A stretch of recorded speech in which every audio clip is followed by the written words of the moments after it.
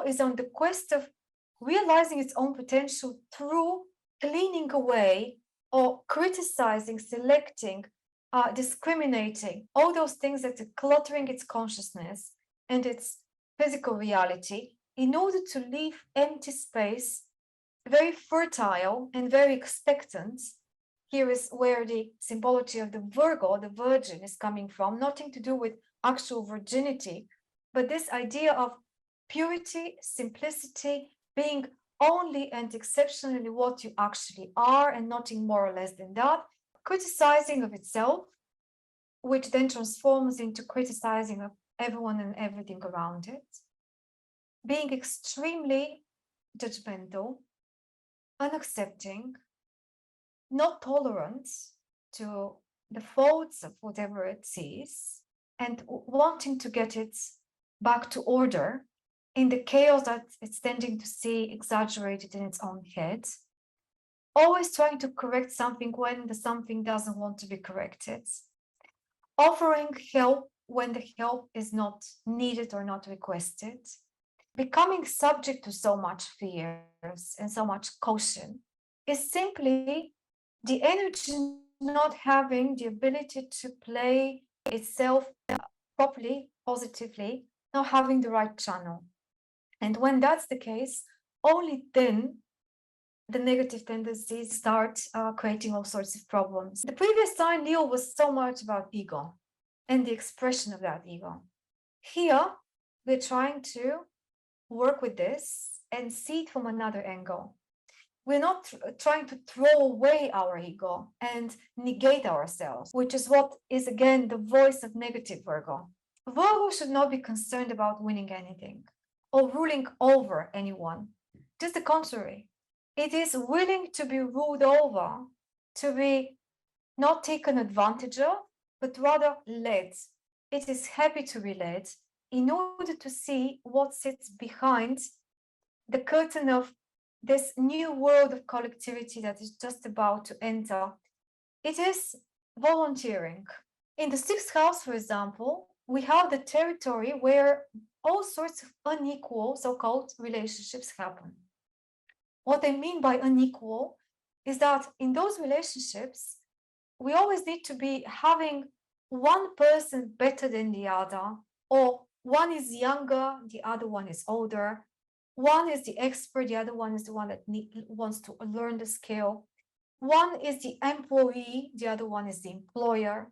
There is inevitably some sort of hierarchy going on, but that hierarchy is needed because we have different levels of operations which merge into one another. They interact, they exchange, and we learn how to be in the position of the lesser and the higher at the same time, humbling ourselves in the process.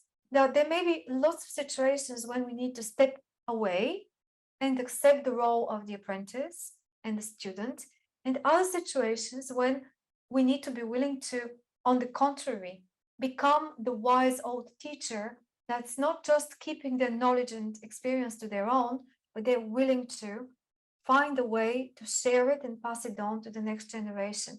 Keep the flame burning, in other words.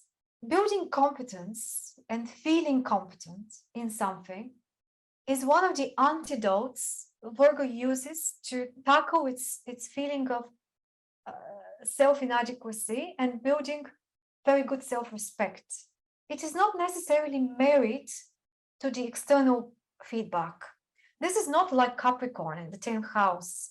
We are not feeling successful only if other people say we are successful. People that have this energy really need their sacred little spaces. Those spaces have to be designed in a way that really reflects their personality and to be able to be undisturbed. Their energy is not unnecessarily mixing with other people's energy. Virgo is still a very personal sign, yeah?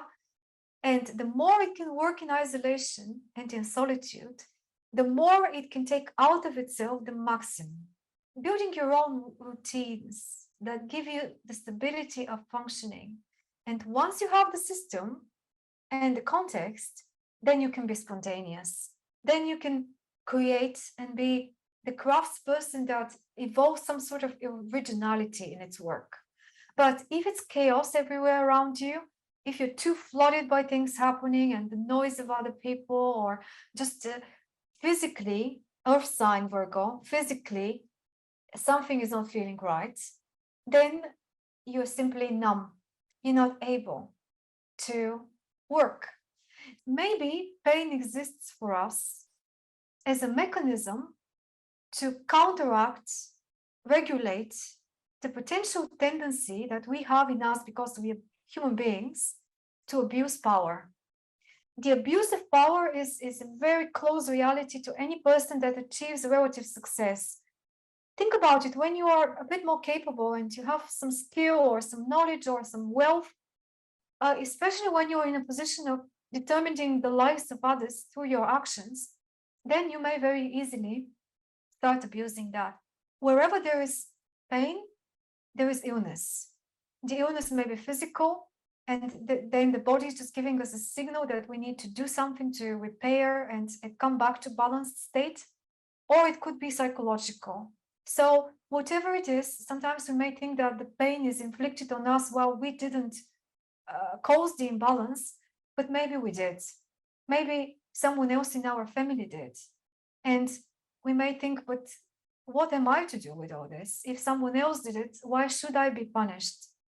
But did we not just realize that Virgo's main lesson is to see that it's part of a bigger whole, and it's not just an individuality that can solve and resolve and determine things on its own? Maybe then it will be allowed to think of clever ways to overcome pain and to really alleviate it in a good way, because the mind is so strong there that it can potentially resolve any riddle